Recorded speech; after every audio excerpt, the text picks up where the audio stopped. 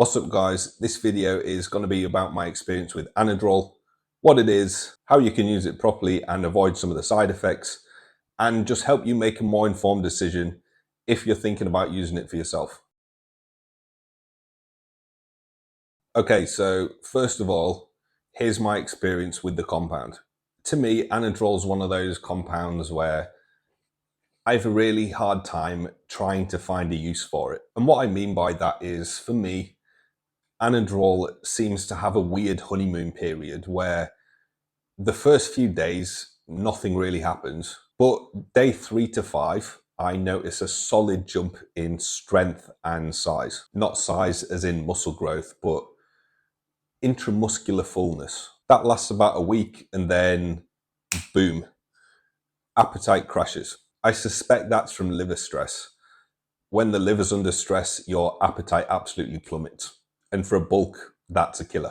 If anything, you want to find things that actually boost your appetite and allow you to get more food in. And you could say, oh, well, who cares about your appetite? Stop being a bitch and just get the food in. And there's certainly legitimacy to that argument.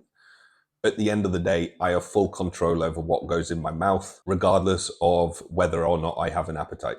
All I am saying, though, is not having an appetite isn't conducive to trying to bulk and trying to gain size. But that's not the only thing to consider. If your liver's stressed, and I know mine was because one of the first signs is a reduction in appetite, it causes systemic inflammation, which leads to fatigue, which I also did notice after the initial drop in appetite. And it turns out I'm not alone. A lot of guys have the same issue with Anadrol. So my current take on Anadrol is a bit of a hot one because a ton of guys really like it. And I don't like the compound, but that could change in future. If you've had experience with Anadrol, let me know in the comments below. So that's bulking. What about cutting? Aha! The appetite reduction might actually be useful here. First of all, it's not worth the liver toxicity. And as for cutting, why would I ever use Anadrol over something like Winstrol or Anavar, which are going to be more conducive, in my opinion, at producing a lean aesthetic look? So that's my experience. I've only used it twice, and both times I've had to pull the plug on it before the 3-week mark. Now let's take a look at how the compound actually works and how you can get the most out of it while avoiding some of the potential side effects. Now, Anadrol is actually the trade name, and the chemical name is oxymethylone. It was developed in the 50s to treat anemia because it raises red blood cell count, and it was also used in wasting conditions like HIV and AIDS because it's such a strong anabolic. It's a DHT derivative, believe it or not, and it falls into the same category as Masteron, Winstrol, Primobolan, and Anavar. All compounds which we would consider to be part of cutting cycles because they're known to produce a more dry and tight aesthetic look, partly due to the fact that they don't aromatize into estrogen, so water retention is going to be minimal. They're not actually substrates for aromatase like testosterone is, that converts to estrogen. DHTs also do other things that can promote a more lean look. For example, Winstrol can actually thin your skin, and Anavar reduces subcutaneous water weight and also aids in fat burning, resulting in a leaner aesthetic. Although Anadrol is a DHT derivative, it doesn't share the classic traits of other compounds in the same class. It has some unique effects on estrogen and progesterone that you need to take into account, which I'll get onto later. Okay, uses then. Why would someone want to consider using Anadrol? I would say that it's probably best used for things like strongman, because then you can take advantage of not only the pure strength the compound can provide, but also the increased red blood cell count, which can aid in endurance and short-term recovery due to increased oxygen delivery to muscles. I'll add a caveat there though and say, just because it raises red blood cell count doesn't mean you should use it for prolonged endurance events. This is because the water weight that the compound will add unnecessary body weight, which will slow you down, and it tends to give you brutal muscle pumps as well, which naturally would make prolonged endurance activities painful. I remember going to the gym when I was taking Anadrol. I was about 10 days in, and just walking to the gym, it's about a 7-minute walk, my shins would be absolutely burning. They would be so pumped, it would be painful. So imagine trying to run like a marathon on that. It just wouldn't be possible. So on paper, you do get a increase in red blood cell count, but in reality, it's pretty much obsolete. I've heard the strength gains be described as giving you an anti-gravity like effect where everything suddenly feels lighter. And it can happen quick, usually within the first week. In my experience though, the strength wasn't actually that crazy. And I had much better strength gains from Winstrol and even Anavar. For bodybuilding, most guys get great temporary size gains from it. It really inflates the muscles with nitrogen, giving a really full and round look to the muscle bellies. And this is actually something I did notice. About a week in, I was up a t-shirt size, even though at the end of the day, I know it's just fluff and water weight. So they're the uses. Let's look at the risks and how to mitigate them. First of all, because it can skyrocket strength so quickly, it does leave your joints and tendons a little bit more vulnerable. But it's those crazy jumps in strength and gym performance which is going to allow you to stimulate more growth if the calories and protein are there to facilitate it. So here's what I would actually recommend. As tempting as it is to just keep slapping more and more weight on the bar, I would overload by using reps and sets first. And this is going to help protect your joints and your tendons. Something else to consider, and something that I unfortunately had to find out the hard way, is that Anadrol can actually give you gyno despite not converting to estrogen. So I did a bulking cycle last year of 400 milligrams of testosterone.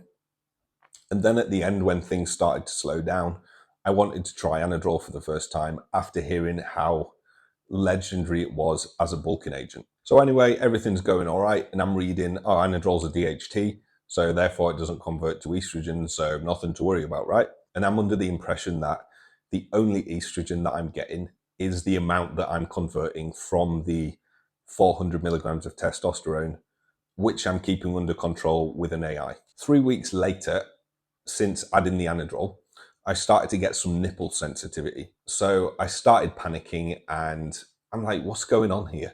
I'm 15 weeks into this cycle and everything's been smooth sailing. And even though I really trust my source, I'm starting to get a little bit paranoid, thinking that instead of Anadrol, I've got D-bol that's converting to methyl estradiol. That wasn't the case. And it turns out Anadrol, although it doesn't aromatize, it can actually upregulate estrogen receptors. What does this actually mean though? It means there's more activity in those receptors despite estrogen levels remaining the same. So in a way, Anadrol lowered the estrogen threshold to where I started to get issues. And had I known this, I would have increased my AI dose to try and offset and compensate for the upregulation by dropping my estrogen levels even more. I did a little bit of reading, I was looking into it, and I found that some of the metabolites of Anadrol might also aromatize into estrogenic compounds or stimulate the receptors directly, or further modulate receptor activity, making them more sensitive to the estrogen that already exists. The main metabolite of Anadrol that I came across is called mestanolone, which actually used to be a pro-hormone you could buy in like stores. But unfortunately, because they don't study anabolics anymore, there's zero data on it. So we have no idea of what this metabolite's actually doing, whether it's interacting with estrogen, is it binding to this receptor, is it upregulating that receptor? We have no idea. Another problem with Anadrol is liver toxicity. It's not as bad as something like halotestin or Superdrol, and some guys don't even have a problem with it. But for me, it completely crushed my appetite within 10 days. And I suspect this is because my liver just isn't used to toxicity. I never drink alcohol, so any slight increase in liver enzymes and my body might be like, whoa, what the fuck is going on? And it might actually be the case, as silly as it sounds, that some of you binge drinkers and raging alcoholics out there do have a better time with Anadrol because your livers are used to processing and clearing toxicity. That's just bro science speculation. And I'm not recommending doing the old vodka and Anadrol stack. So the main drawbacks of Anadrol seem to be, number one, getting too strong too quickly and potentially damaging tendons. Number two, the upregulation of estrogen receptors, potentially leading to high estrogen symptoms like gyno. And number three, liver toxicity leading to a reduction in appetite, fatigue, and systemic inflammation. So what can be done to address each of these potential issues that you may or may not get with Anadrol? To protect tendons and joints, as I mentioned earlier, focus more on using reps and extra sets as your drivers of overload versus just piling more weight on. To address the estrogen receptor upregulation, you have three options. Option 1, lower your dose of aromatizing compounds prior to adding in the Anadrol to account for the upregulation. Option 2, if you want to leave the doses alone, you can increase your dose of AI to lower your estrogen and offset the upregulation. And option 3, add in a SERM like tamoxifen or use Masteron for its SERM-like properties to partially block the estrogen receptor and counter some of the upregulation driven by Anadrol. Although I wouldn't fully rely on Masteron to do this, it seems to be hit or miss depending on the person. As for the liver toxicity, there's a few things you can do. First off, take liver support. The big two are NAC and TUDCA. Some people find that Anadrol can disrupt digestion a little bit as well.